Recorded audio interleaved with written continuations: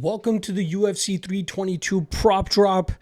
This is a segment where I briefly go over every single matchup but from a props perspective and try to give you guys the best props to cash on for winners. And also, if you're looking for hedge opportunities on the flip side, I'm going to try to help you out there as well. All right. Without wasting any more time, let's get right into it. First fight up is going to be Vyacheslav Borshchev versus Matthias Camilo. I feel like Borshchev can do a good enough job in terms of staying safe enough in the grappling realm where Camilo will obviously be looking for takedowns and utilizing his BJJ. But I think Borshchev historically showcases good submission defense, and I think this is one where he can stay safe enough and eventually work back to his feet and really start putting it on Camilo with his patented striking approach, and I think that will eventually lead to a Borshchev finish. You can get Borshchev to win by knockout at plus 290. On the flip side, if Camilo wins, either I think he grinds Borshchev out and wins this on the scorecards, which you can get at plus 390, or Camilo to win by submission, which you can get at plus 380 in case he can get that submission early here against Borshchev. But the longer this fight goes, the harder I think it's going to be for him to submit Borshchev. Our next up, we got Bisinger's Susurkaev going up against Eric McConico. I'm not a big believer in Susurkaev, but I think this is a good enough opponent for him to go out there and showcase why Dana White loves him so much. I think Susurkaev can really put it on McConico with good power, good striking, and eventually find that knockout. But that knockout prop only sits at minus 210. On the flip side for McConico, I think if he wins, it's going to have to come with a grapple-heavy approach, trying to wear Susurkaev down. So you can either get McConico to win by decision at plus 2,200 or McConico to win by submission at plus 2,700, as I do think that he looks for that submission more often than not, especially with the way he's going to be fighting Susurkaev. Next up, we got Fatima Kline going up against Angela Hill. No matter what, I expect this fight to hit the scorecard, so no matter who ends up winning, I expect it to be by decision. I'm going to go Kline by decision minus 180. A little bit chalky there, but that's probably her best path to victory. And then on the flip side for Hill, we know what to expect. By decision plus 500. Our next up, we got Chepe Mariscal going up against Pat Sabatini in a fight that is a rematch of one that took place under the Victory FC banner back in, 7.5 years ago, I should say. And that night, Mariscal came out on top by a very close split decision. It was a back-and-forth grappling fest with Mariscal landing a little bit more damage for my at least in my opinion, which is what earned him the decision. But both guys have obviously improved tremendously since that fight. I think Mariscal more than Sabatini, and I think we'll obviously see this fight hit the grappling realm, but I think we'll see Mariscal continue to scramble, not settle for bad positions, and be more intent on inflicting more damage, and that should end up leading to him either getting a TKO, which comes in at plus 440, or Mariscal winning on the scorecards, which you can get at plus 310. And then on the flip side for Sabatini, I think his only real hope of winning this fight is to catch Mariscal in a submission of some sort, and you can get that prop at plus 550. All right, next up, we got Kyle Daukaus going up against Gerald Meerschaert. I really think that Daukaus is just a better, younger, faster, more explosive version of Meerschaert at this stage in their careers. And I think that will lead to Daukaus getting this win inside the distance, which you can get at minus 140. Daukaus to win by knockout plus 195 would be the specific prop I'd kind of look for. And then on the flip side, if Meerschaert is able to pull off another miraculous comeback, you can get Meerschaert by submission at plus 850. All right, the next fight is actually Malcolm Wellmaker versus Ethan Ewing, but there are no props available for it as of yet. I think no matter who ends up winning, it'll probably end up coming by knockout, so bet accordingly. Our next up, we got Aaron Blanchfield going up against Tracy Cortez, another rematch of a fight that took place 6.5 years ago, where Cortez was able to eke out a split decision that was very close and probably had good reason for Blanchfield to actually win that fight. But Blanchfield is a fighter that will often look to utilize her grappling just as Cortez, so I think we'll see some of them striking with each other, and I wouldn't be surprised to see Blanchfield look to strike a little bit more to try to set up some of her grappling takes. I think no matter who wins, probably comes on the scorecard, so Blanchfield by decision sits at minus 125, whereas Cortez winning by decision sits at plus 300. Again, close fight, not one that I completely agree with the money line for, as I think Cortez is primed to pull off the upset, but I still think that the side that I'm predicting here is going to be Blanchfield, and Blanchfield by decision. Our next up in the middleweight division, we got Gregory Rodrigues going up against Roman Kopylov. This should be a violent matchup, especially with how Rodrigues dictates the pace with his power striking and forward movement. Kopylov might be a little bit slicker, but just as we saw last time around when he went up against Paulo Costa, if you can put big punches on him, keep the foot on the gas, keep him moving backwards, you can definitely break him down and wear him down. I think Rodrigues can do that successfully here, but I think it actually leads to a knockout win for Rodrigues, which you can get at plus 250. The same number that you can get if you choose Kopylov to win by knockout, in case he's able to counter that aggression from Rodrigues and find his own way to get the knockout. Our next up, another fight in the middleweight division where we got Nickal going up against Rodolfo Vieira, two standout grapplers. Obviously, Nickal, high-level wrestler, Vieira, high-level BJJ specialist. This could primarily play out to be a striking battle, similar to when Nickal went up against Paul Craig and when Vieira went up against Andre Petroski. Nickal obviously improving his striking at a decent rate. I don't expect Vieira to bum rush him and break him down the way RDR did.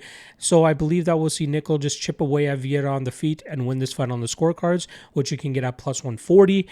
In case Nickal is able to land a big enough shot to hurt Vieira, you can get Nickal to win by KO at plus 300. And then on the flip side for Vieira, if he can actually showcase some of his striking improvements and really let that jab go as consistently as he did against Trishan Gore, maybe he's able to eke out a decision here, which you can get at plus 500. And then obviously worthy of noting, Vieira to win by submission is plus 450. All right. In the lightweight division now, we got Beneil Dariush going up against Benoit Saint-Denis. Fun fight between two guys that are primarily grapplers, but I believe it's going to be Dariush that's a little bit more control in the striking realm. Look for Saint-Denis to just try to pressure Dariush and try to get his grappling going. But the one thing that people continuously overlook about Dariush is the fact that he does such a great job in terms of staying out of bad positions when opponents look to grapple him. He scrambles well, he never settles for a bad position, and he's a guy that's very hard to take the back of, and I think Saint-Denis will struggle with that and eventually slow down. That should lead to Dariush winning this fight inside the distance, which you can get at plus 300. Dariush by knockout plus 600. I'm thinking the specific one that I'll be leaning in on would be Dariush round 2 KO at plus 2,000. And if you want to just know what round 3 KO is, it's plus 2,700. I think the only way for BSD to win this fight is if he's able to take advantage of the questionable durability of Dariush and land a big shot. You can get BSD to win by knockout at plus 165. Also, just a note, I know Dariush did miss weight this morning by about 1.2 pounds, but this is a guy that's only missed weight once before in the UFC, and that performance reeled off a spinning back fist knockout for Dariush. So, and on the skills, he didn't look that bad. It seemed like he kind of just mistimed the weight cut more than anything. Didn't look like he was drained. He didn't need help. Nothing like that. So I think he'll be at his full facilities once he competes. So just something to note there. All right. Next up in the welterweight division, we got Carlos Prates going up against former champion Leon Edwards. I thought the line was disrespectful at the beginning of the week to have Edwards up about plus 210. Now he's around plus 140, so that obvious action coming in on Edwards. But I'm still expecting Prates to outwork him, outstrike him, and then win this fight on the scorecards, which you can get at plus 260. If Edwards chooses a grapple-heavy approach, which is something that he has in his toolkit, he could really grind this fight out and have some good success there. And for him to win this fight by decision, you can get at plus 290. But I think it's going to be Prates who ends up landing more damage and really wearing on Edwards and running away with this in deep water. All right. Another welterweight matchup here where we got Sean Brady going up against Michael Morales. I really think the freak athleticism and power and strength of Morales will help him stay out of bad spots against Brady. I think Brady, obviously, very strong wrestler, very strong grappler, does a great job in terms of controlling his opponents, but I think he's going to struggle to really get a hold of Morales, and that will allow Morales to really start picking Brady apart on the feet, and I think that leads to an eventual knockout for Morales, and you can get that prop at plus 370. On the flip side for Brady, if he wins this, probably grinds Morales out. You can get that decision prop at plus 195. But if he does catch that guillotine, which is a very strong submission that he has, you can cash that ticket at plus 420. All right. Co-main event now, first of 2 title fights for this pay-per-view card. It first goes down in the women's flyweight division and is between champion Valentina Shevchenko and former strawweight champion Zhang Li. Now, I think Shevchenko is going to be able to control most of this fight. Zhang might have a little bit of a speed advantage and maybe a bit of a power advantage in the striking, but we know Shevchenko is no slouch in the striking, hence why Manon Fiorot tried to engage in the clinching and grappling after the first few rounds of Shevchenko's last matchup. I think Shevchenko can do a good enough job in terms of mixing the martial arts, getting some takedowns, and grinding this fight out and winning it on the scorecards, which you can get at plus 135. In case Shevchenko can utilize her size advantage here and really wear on Zhang from that top position, maybe she's able to muster up a TKO, which you can get at plus 800. On the flip side for Zhang, if she wins, I think she wins by decision, which you can get at plus 230. All right. Main event now between champion Jack Della Maddalena looking to defend his welterweight title against former lightweight champion Islam Makhachev.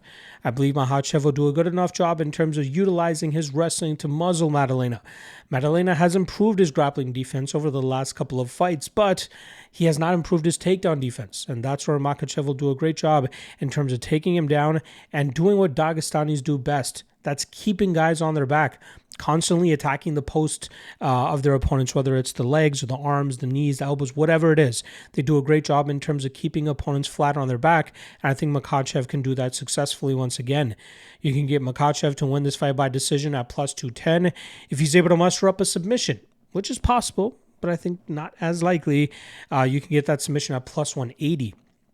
And then for Maddalena, let's be honest, it'll be tough for him to win a decision in a fight like this. So for him to win, you can get him to win by knockout, which you can get at plus 440.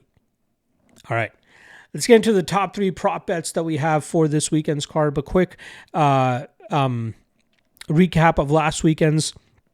We went 2-1 on best 3 best prop bets. The first one was the Hawkett fights to start round 2. Jimenez couldn't get anything going there and got knocked out within a minute, I believe it was. So we have to rip up that ticket. But we do cash Christian Leroy Duncan by knockout at plus 390 and Joseph Morales by submission at plus 175.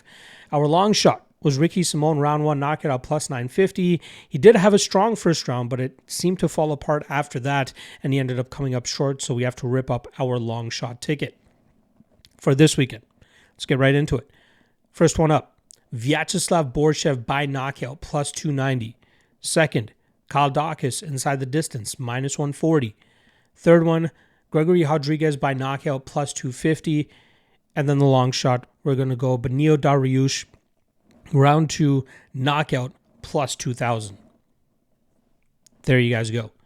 Prop drop and a wrap on pretty much all the content, or at least pre-recorded content for UFC 322. Reminder, tomorrow, aka Saturday, from 1 p.m. Eastern to 2 p.m. Eastern, I'll be doing a live stream fight day live chat for the YouTube members only, and then a few hours later I'll be going live for the live fight companion, watching the fight with you guys, getting fucked up, enjoying the fights, hopefully cashing some tickets as well. All that will be on the YouTube members only live stream, so make sure you guys hit that join button right under this this video. Again, $2 a month for 2 streams a week, including I'll more than likely be live streaming every pay-per-view card, so solid bang for your buck to chill with your boy and watch the fights. All right.